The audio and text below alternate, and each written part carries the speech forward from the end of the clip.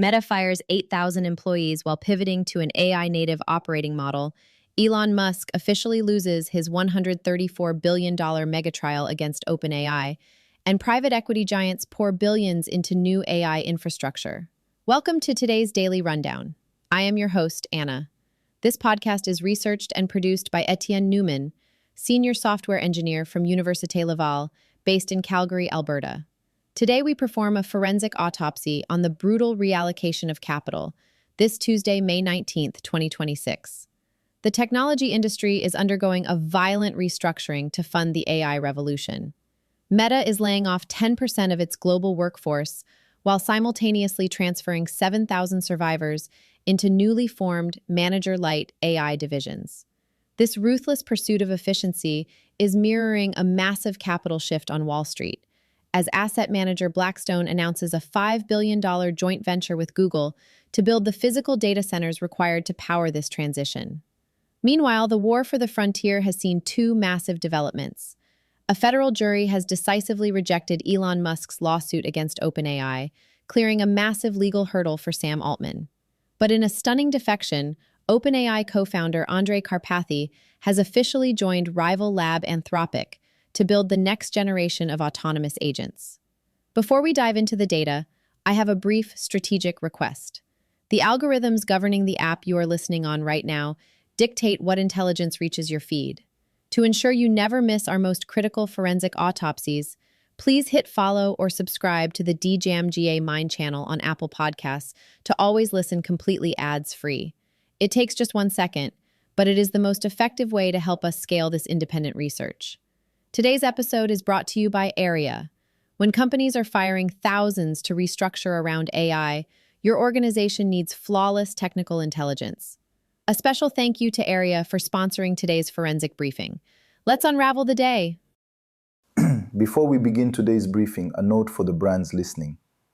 If you want to reach the true architects of the AI revolution, the technical leaders actually building the stack, not just the tourists, DJAMGAMIND offers select premium partnership opportunities.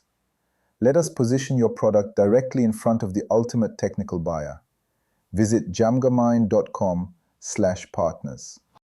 You know, usually when we look at the daily news out of Silicon Valley, there's this expectation of a certain rhythm. Right, like a polite corporate dance or something. Yeah, exactly. A new gadget drops, a software update is announced, and the tech blogs point and say, there it is, a slightly better widget. Right, it feels very clean, very predictable.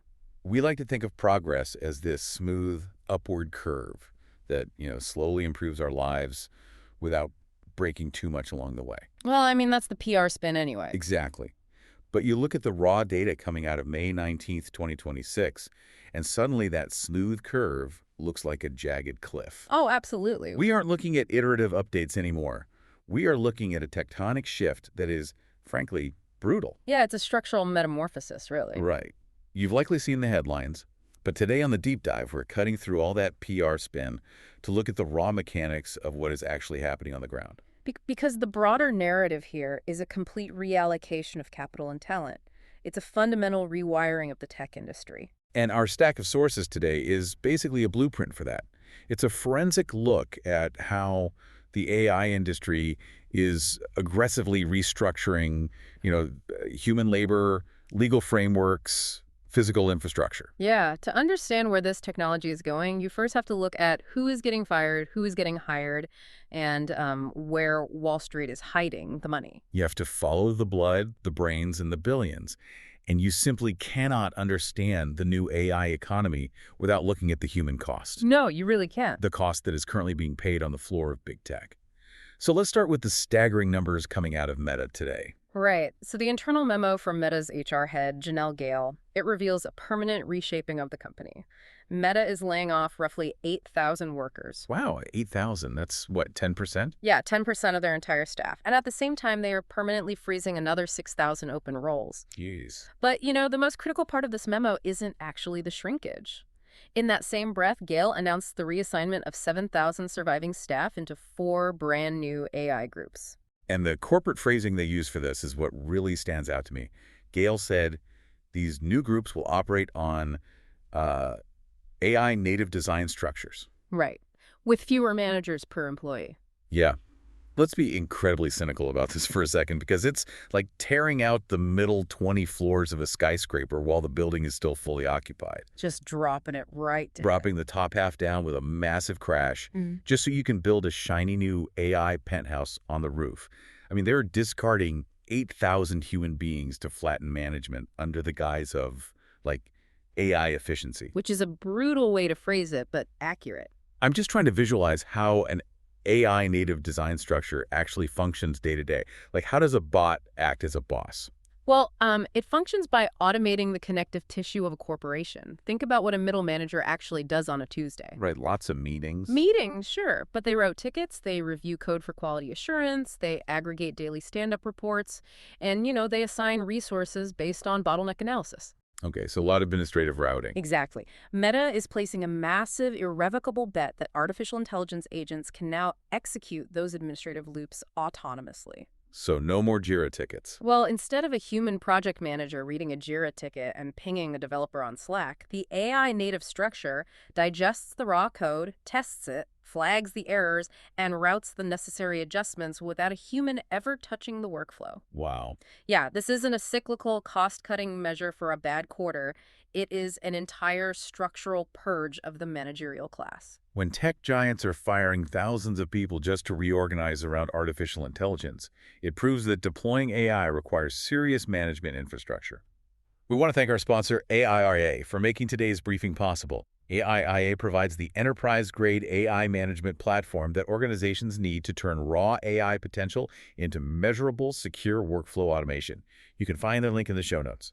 And that workflow automation is the exact catalyst for why Meta feels comfortable purging 8,000 people today. They're looking at the same data points we saw released at Google I/O, which show that the software has fundamentally evolved. Right. The software has stopped just talking, and it has started doing. Exactly. It's an agentic shift. Yeah, the pivot at Google I/O away from, conversational chatbots and toward agentic coding is massive. Google dropped Gemini 3.5 Flash, and they entirely repositioned it from a search add-on into an agentic powerhouse. Yeah, they also released Anti-Gravity 2.0, which comes with a CLI tool and an SDK for custom workflows. Let's unpack the mechanics of that, because giving an AI a software development kit and SDK, that really changes the paradigm. It changes everything. An SDK is basically the interface that lets different software talk to each other. It's like giving a carpenter a full suite of power tools instead of just a handsaw. You are handing the AI the keys to the factory floor. Yeah, and the internal testing claims for Gemini 3.5 Flash demonstrate exactly what happens when you hand over those keys. What do they find? Google claims this model built its own proprietary operating system from scratch. Wait, really? From scratch? From absolute scratch. To do that, the system has to handle deeply complex, multi-step, logic-heavy workflows autonomously. Right, because it's not just generating text anymore. No, it's writing the code, compiling it, testing it against the hardware, debugging the errors, and deploying the fix over and over in a continuous loop. And Sundar Pichai announced they're now processing 3.2 quadrillion AI tokens a month. Which is just a mind-bending number. A year ago, that number was 480 trillion. Let's contextualize that scale for a second. A token is roughly a fraction of a word. It's the basic unit of data an AI model process it to generate a response. Right, so 3.2 quadrillion is not just human prompts. Exactly. Processing 3.2 quadrillion tokens isn't just a bunch of humans typing prompts to ask for dinner recipes. That volume of data throughput indicates massive autonomous machine-to-machine execution. It's the computational footprint of agents talking to other agents in the background. But I have to push back hard on the narrative coming out of the industry leadership today, because there is a glaring contradiction in our sources. Oh, with Demis Hassabis. Yes. At that exact same Google conference, DeepMind CEO Demis Hassabis gave an interview to Wired where he claimed the fears of mass job losses are overblown. Right, the whole "we'll just hire more" argument. Yeah, he stated that if AI makes workers more productive, smart companies will just want to accomplish more tasks and will actually hire more humans.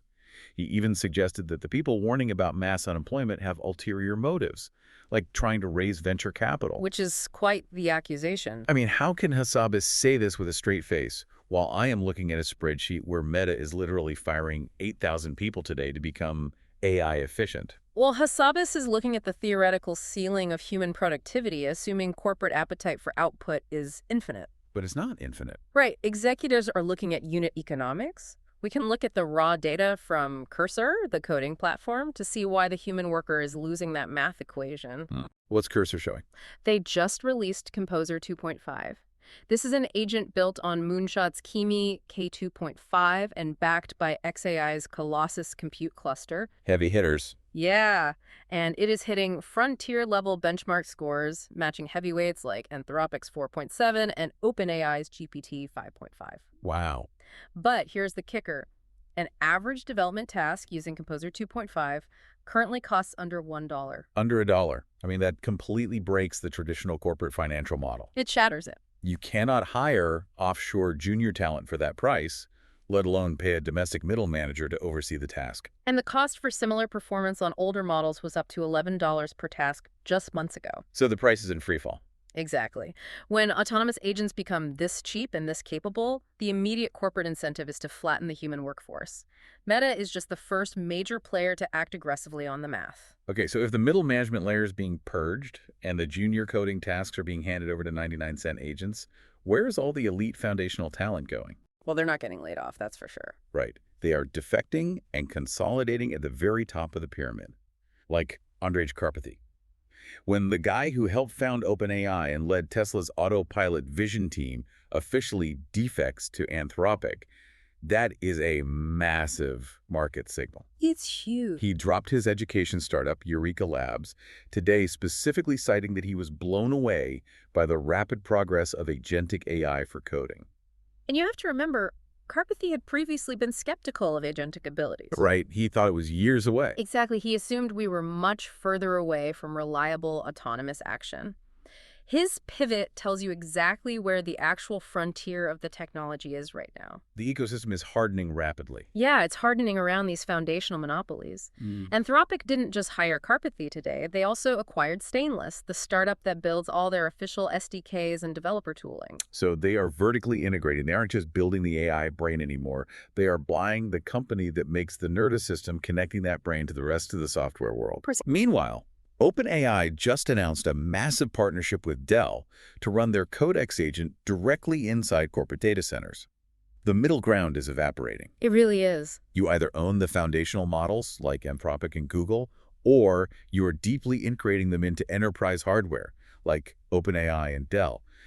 You're either the core infrastructure or you are part of the 8,000 people getting laid off. But, executing a trillion-dollar capital reallocation of that magnitude, it requires a completely clear runway. What do you mean by clear runway? Well, these foundational monopolies cannot terraform the global economy if they have legacy lawsuits threatening their core corporate structures. They have to clear the ghosts of their past. Oh, the lawsuits. Right, and that legal runway was permanently cleared today. Elon Musk lost his $134 billion Megatrial against Sam Altman and OpenAI. And it wasn't even close. No, the speed of this verdict is what makes it historically significant. This was a 3-week, incredibly complex federal trial in Oakland over whether OpenAI broke its foundational nonprofit commitments. Right. Musk wanted the court to claw back $134 billion. Yeah, remove Altman from power and entirely unwind OpenAI's 2025 restructuring. And the federal jury deliberated for less than 2 hours. Which is wild. 2 hours of deliberation on a case of that complexity is a definitive rejection of the premise. It's like a messy tech divorce where someone suddenly realizes the prenup was written in crayon on a napkin. Exactly. Judge Yvonne Gonzalez-Rogers didn't just dismiss Musk's claims of breach of charitable trust as untimely. She brutally told his lead counsel she could throw out any appeal on the spot. Yeah, she had zero patience for it. And this is the final legal blessing for the new AI world order. Because it removes the existential risk. Exactly. The threat of Musk unwinding OpenAI was the last major existential risk to the corporatization of artificial intelligence. By crushing this lawsuit so definitively, the corporate restructuring of OpenAI is locked in. The path is completely cleared for unrestricted capital flow. So they have the legal clearance, they have the elite talent consolidated at Anthropic and Google, and the agentic models are efficiently writing their own operating systems. Which leaves one final bottleneck in this entire equation. Physical reality. Yep. You have 3.2 quadrillion tokens of compute firing every month. That data has to live somewhere. It requires massive infrastructure. Exactly. Blackstone and Google are teaming up to launch a brand new U.S.-based AI infrastructure company. Blackstone is pouring $5 billion in equity capital into this joint venture and taking a majority stake. And Google is supplying the custom chips, the tensor processing units, with the goal of bringing 500 megawatts of compute online by 2027. Led by Benjamin Traynor-Sloss, Google's former chief programs officer. But looking at the balance sheets, Google practically prints cash. They do. Why do they need to give a majority stake to a Wall Street private equity firm like Blackstone just to build data centers? Because the scale of physical infrastructure required has transcended what even the most cash-rich tech companies can navigate alone. 500 megawatts is enough power to run a medium-sized city. A whole city, just for servers. Right. The energy and real estate requirements for the next generation of AI data centers require physically terraforming the power grid. Tech groups are quietly scoring legislative wins to secure clean energy rules that actually allow for gas-powered data centers. Wait, they're going back to natural gas? Yeah, they are so desperate for electricity, they are rewriting environmental regulations to burn natural gas just to keep the servers running. That is insane. It is an industrial revolution level build-out. And private equity firms like Blackstone bring localized political leverage, massive commercial real estate portfolios, and the raw capital required to navigate zoning boards and build physical monoliths. Google provides the silicon, Blackstone provides the concrete and the politicians. Wow. And this brutal restructuring, the tearing down of the occupied skyscraper, the massive Wall Street capital expenditure, the talent consolidation, it isn't just a theoretical exercise playing out in corporate boardrooms anymore. No, it's actively bleeding into the physical consumer market today. The outputs of this massive compute surge are hitting the end user. Over at Google I/O, the hardware's finally catching up to the software. Yeah, we're seeing some wild stuff there. There is heavy speculation around their nano banana image model getting an upgrade to fight off OpenAI. They have Project Aura pushing spatial computing into thick-framed glasses. And the Warby Parker partnership. Right. They're partnering with Warby Parker for affordable AI glasses that deeply integrate with Android, overlaying maps and real-time translation directly in your field of vision to compete with Meta. And we are also seeing the definition of generative media fundamentally change. In the entertainment space, a company called Odyssey just dropped 2 world models back-to-back, Starchild 1 and Gora 1. Explain the mechanics of a world model here, because this is a massive leap past just, typing a prompt and getting a short video clip. It really is. A standard AI video generator simply predicts what the next flat pixel should look like based on its training data. A world model actually understands and simulates physics, object permanence, and spatial environments. So it's like a live physics engine. Exactly. Agora 1 is a real-time, multimodal world model that allows multiple players to interact inside the same AI-generated stream. They demoed a GoldenEye video game simulation where the AI is live generating the environment pixel by pixel while simultaneously calculating bullet trajectories, lighting changes, and player health. That's entirely hallucinated by the AI. Yes. It holds a shared, consistent game state across up to 4 players entirely through hallucinated simulation in real time. Unbelievable.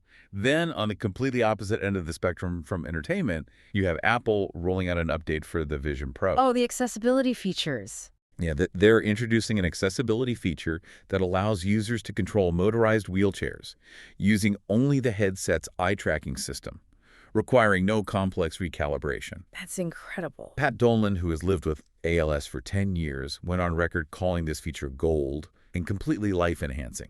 I mean, it literally returns independence to paralyzed individuals. And on a geopolitical level, OpenAI partnered with the country of Malta to offer free ChatGPT Plus to every citizen who completes a national AI literacy course.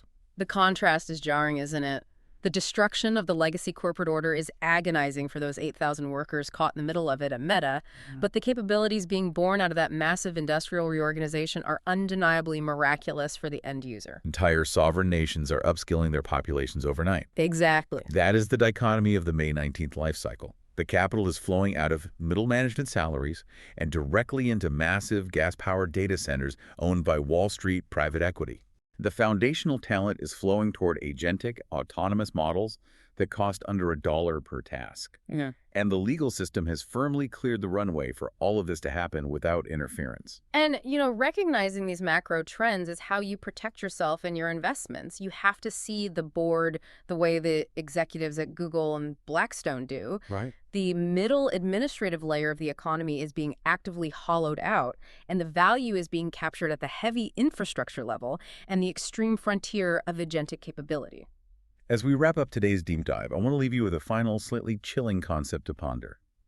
We started by examining the brutal reallocation of human capital, tearing down the middle floors of the occupied skyscraper to build the AI penthouse. Right. Well, if an AI agent like Gemini 3.5 Flash can now build its own entire operating system from scratch, and private equities are rewriting zoning laws to build the physical gas-powered infrastructure to house those agents, how long until an AI entity acts as its own private equity firm? Oh, wow. How long until an autonomous agent evaluates unit economics, accesses capital, and becomes the entity buying and selling human companies, reallocating human labor exactly as it sees fit? Well, when the cost of a task approaches zero, the entity that orchestrates those tasks holds all the leverage. Something to keep in mind while you read the next round of corporate restructuring memos.